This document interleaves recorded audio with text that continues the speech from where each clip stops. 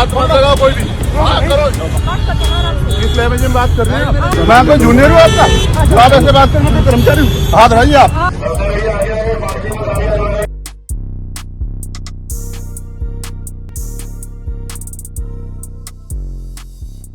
जी हां दोस्तों, आखिर अचानक ऐसा क्या हो गया कि मानो राहुल गांधी से गले मिलकर रो पड़े चंद्रशेखर आजाद। स्वागत है आप सभी का। आप देख रहे हैं द राजनीति का विशेष सेगमेंट खबर और विश्लेषण। मैं हूं जब्बार खान। दोस्तों, ऐसी कौन सी बात कांग्रेस पार्टी के नेता और लोकसभा के नेता विपक्ष राहुल गांधी ने कही जिसके जरिए राहुल ने मोदी सरकार और बीजेपी को सीधे तौर पर कह दिया, मैं भूला नहीं हूं। वही बात आजाद समाज पार्टी के अध्यक्ष चंद्रशेखर आजाद ने न सिर्फ दोहराई बल्कि नम आंखों के साथ में एक बार फिर से राहुल के पद चिन्हों पर आगे बढ़कर बीजेपी को आईना दिखाया। चंद्रशेखर आजाद ने कह दिया कि आप मेरे दिल में हैं। कौन है वो जिसे लेकर राहुल गांधी भावुक हुए, आंखें नम हुई और फिर चंद्रशेखर आजाद की आंखों से भी मानो आंसू निकल पड़े। दोस्तों, एक दशक बीत जाने के बाद राहुल गांधी भूले नहीं हैं और एक दशक बाद भी चंद्रशेखर आजाद ये कहते दिखे, भाई आप में मुझे याद आते हैं। कौन है वो जिसकी लड़ाई को अपनी आवाज देने में राहुल गांधी और चंद्रशेखर आजाद दोनों लगे हुए हैं? और उन्हें याद करके राहुल गांधी और चंद्रशेखर आजाद ने बीजेपी भाजपाइयों अंधभक्तों को सीधे सीधे एक संदेश दे दिया, एक सीधी बात कह दी।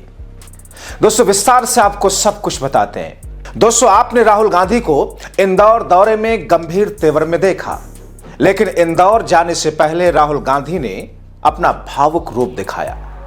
आपने चंद्रशेखर आजाद को एक अलग रूप में मेरठ जाते वक्त देखा होगा, जब पुलिस ने उन्हें रोकने का भ्रसक प्रयास किया, लेकिन वो रुके नहीं, दौड़ लगा दी और फिर पुलिस उनके पीछे दौड़ी, लेकिन चंद्रशेखर रुके नहीं। चंद्रशेखर बाइक पर बैठे मेरठ पहुंचकर दलित परिवार के आंसू को पोंछने की कोशिश की, उस दलित परिवार के साथ जिनके साथ में अत्याचार हुआ। राहुल गांधी को भी इंदौर में रोकने का भ्रसक प्रयास हुआ।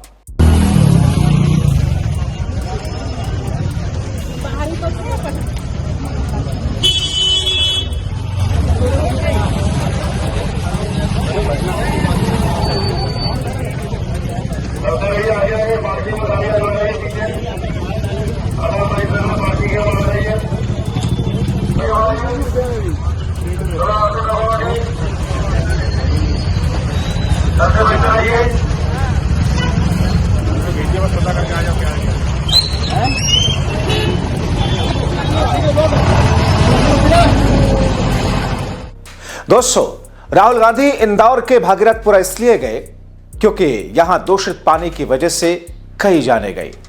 बताया ऐसा जा रहा कि करीब 1.5 दर्जन से भी ज्यादा जिंदगियां मोदी शाह की डबल इंजन वाली मोहन यादव की सरकार की लापरवाहियों की वजह से गई। कई तो अब भी अस्पताल में भर्ती हैं। अब इस दूषित पानी से पीड़ित परिवार से वो मिलने आए, लेकिन सरकार ने क्या कहा, भारी पुलिस फोर्स तैनात कर दी ताकि राहुल पीड़ित परिवार से मुलाकात न कर सके, उनके आंसू न पहुंच सके, उनको आर्थिक मदद न दे सके, जिसकी जिम्मेदारी तो खुद बीजेपी सरकार की थी। दोस्तों, इतनी भारी पुलिस तैनाती आखिर किस बात का डर था? क्या जनता की आवाज से घबराई हुई मोदी सरकार सवालों को पुलिस के बल पर दबाना चाहती है? लेकिन इसके बावजूद मोदी शाह की डबल इंजन वाली मोहन यादव सरकार राहुल गांधी को रोक नहीं पाई। उनकी पुलिस राहुल के रास्ते में कांटे और पत्थर लगाने के बावजूद भी रोकने में कामयाब नहीं हुई। राहुल गांधी पीड़ित परिवार से मुलाकात करने में कामयाब हुए। खैर, इन सबसे आगे दोस्तों, राहुल गांधी ने एक ऐसे शख्स को भावुक तरीके से याद किया जो अब इस दुनिया में नहीं है। दोस्तों, मैं बात कर रहा हूं रोहित वेमुला की, जिसने अव्यवस्था से आहत होकर के अपनी जान दे दी ताकि दलित समाज अपने अधिकार के लिए सजग हो। रोहित वेमुला ने दोस्तों उस वक्त क्या कहा था, सुनिए जरा। एक इंसान की कीमत, उसकी पहचान एक वोट, एक संख्या, एक वस्तु तक सिमट कर रह गई है। कोई भी क्षेत्र हो, अध्ययन में, राजनीति में, मरने में, जीने में, कभी भी एक व्यक्ति को उसकी बुद्धिमत्ता से नहीं आंका गया है। यह रोहित वेमुला के दर्द थे। रोहित वेमुला के शब्द की गहराई में जाएंगे तो एक दर्द का एहसास होगा, वो दर्द जो सरकार कहीं ना कहीं दे रही है। खैर, राहुल ने रोहित वेमुला को याद करते हुए एक्स पर लिखा, आज रोहित वेमुला को गए 10 साल हो गए, लेकिन रोहित का सवाल आज भी हमारे सीने में धड़क रहा है। क्या इस देश में सपने देखने का हक सबको बराबर है?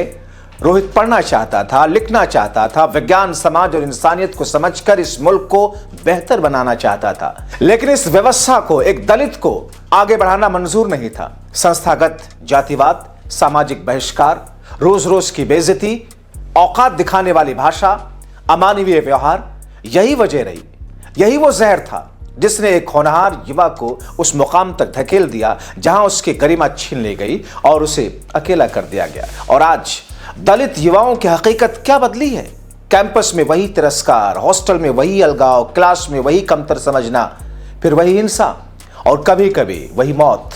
क्योंकि जाति आज भी इस देश का सबसे बड़ा एडमिशन फॉर्म है। इसीलिए रोहित वेमुला एक्ट कोई नारा नहीं, एक जरूरत है ताकि शैक्षणिक संस्थानों में जातिगत भेदभाव अपराध बने, दोषियों पर सख्त कार्रवाई और किसी भी छात्र को उसकी जाति के नाम पर तोड़ने, चुप कराने, बाहर करने की छूट खत्म हो। ये लड़ाई सिर्फ संसद की नहीं, ये लड़ाई कैंपस की है, युवाओं की है, हमारी है। दलित युवाओं, आवाज उठाओ, संगठन बनाओ, एक दूसरे के साथ खड़े रहो, मांग करो, रोहित वेमुला एक्ट अभी लागू करो। एंटी डिस्क्रिमिनेशन कानून अभी चाहिए। कर्नाटका और तेलंगाना में कांग्रेस की सरकारें इस कानून को जल्द से जल्द लागू करने की प्रक्रिया में है। हम एक ऐसा भारत चाहते हैं जो न्यायपूर्ण हो, मानवीय और समान हो, जहां किसी दलित छात्र को अपने सपनों की कीमत अपनी जान से ना चुकानी पड़े। रोहित, तुम्हारी लड़ाई हमारी जिम्मेदारी है। दोस्तों, रोहित वेमुला ने हैदराबाद यूनिवर्सिटी में जातिगत अन्याय के खिलाफ आंदोलन शुरू किया था। रोहित वेमुला अंबेडकर स्टूडेंट एसोसिएशन से जुड़े हुए थे। यूनिवर्सिटी में इस संगठन की लोकप्रियता बढ़ती जा रही थी। रोहित वेमुला को रोकने के लिए, उससे लड़ने के लिए पूरी फौज खड़ी थी। यूनिवर्सिटी प्रशासन ने रोहित वेमुला को मिलने वाला 25,000 रुपयों का वजीफा तक बंद कर दिया था। हॉस्टल से बाहर निकाल दिया गया। यह एक तरीके से अंबेडकरवादी होने की सजा दी गई, प्रताड़ित किया गया। दुखद बात यह है कि तब सारे ओबीसी SC ST नेता एसी बंगले में आराम कर रहे थे। 17 जनवरी 2016 को मोदी राज में रोहित वेमुला ने हार मान ली। वो इस जातिवादी दुनिया से चला गया। चंद्रशेखर ने एक्स पर पोस्ट करते हुए जो लिखा है उसे जरूर सुनना चाहिए। वो कहते हैं, भाई रोहित वेमुला की शहादत को शत शत नमन। उनका सुसाइड नोट सिर्फ एक पत्र नहीं बल्कि जातिगत भेदभाव के खिलाफ लड़ रहे लाखों युवाओं की आवाज है। आपकी शहादत ने हमें अन्याय के खिलाफ खड़े होने की ताकत दी। आप सदैव हमारे दिलों में जीवित रहेंगे। दोस्तों, सोशल मीडिया पर किसी भाई ने ठीक लिखा है, 10 साल बीत गए, वक्त ने कैलेंडर बदले, सरकारें बदली, नारे बदले, लेकिन रोहित का खालीपन आज भी इस देश के कैंपसों में मौजूद है। रोहित कोई अपराधी नहीं था, वो सिर्फ एक छात्र था जो सवाल पूछना चाहता था, किताबों में अपना भविष्य ढूंढ रहा था और इस समाज को थोड़ा और इंसानी बनाना चाहता था। पर इस देश की व्यवस्था ने उससे बार बार कहा, तुम यहां मेहमान हो। कभी चुप्पी के जरिए, कभी तिरस्कार के जरिए, कभी उसे अकेला छोड़कर।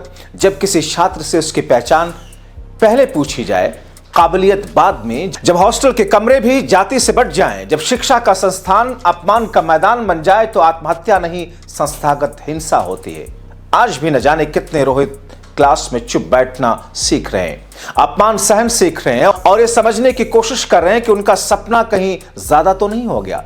इसीलिए रोहित वेमुला को याद करना केवल शोक नहीं है, ये एक चेतावनी है। और रोहित वेमुला एक्ट कोई राजनीतिक मांग नहीं बल्कि ये सवाल है कि क्या इस देश की शिक्षा व्यवस्था हर बच्चे को इंसान मानने के लिए तैयार है? जब तक जवाब नहीं मिलेगा, रोहित सिर्फ याद नहीं रहेगा, वो रोज किसी ना किसी कैंपस में दोहराया जाता रहेगा। दोस्तों, सोशल मीडिया से लेकर के अलग अलग प्लेटफॉर्म पर जिस तरीके से लोग व्याख्या कर रहे हैं, लोग अपनी भावना प्रकट कर रहे हैं, काश इसको पूरा हिंदुस्तान महसूस करे। काश इसे कुछ देर के लिए सही, वो गोडसेवादी अंधभक्त भी इसे महसूस करें और वो समझें कि आखिर उत्पीड़न के बीच में किसी दलित, पिछड़े, गरीब, अल्पसंख्यक या जिनको पैरों की ज्योति लोग समझते हैं, जिस तरीके से सत्ता पक्ष का व्यवहार होता है, वो इंसान है। उनके दर्द को अगर कुछ देर के लिए महसूस करें तो शायद इस देश में समानता आ जाए। काश मोदी सरकार ने रोहित वेमुला के उस केस के बाद में, उस घटना के बाद में कुछ सबक सीखा होता, मगर अफसोस आज भी ये सरकार वैसे ही बदमस्त है। मगर आप बदमस्त मत रहिए, जागरूक रहिए, अपनी आवाज उठाइए।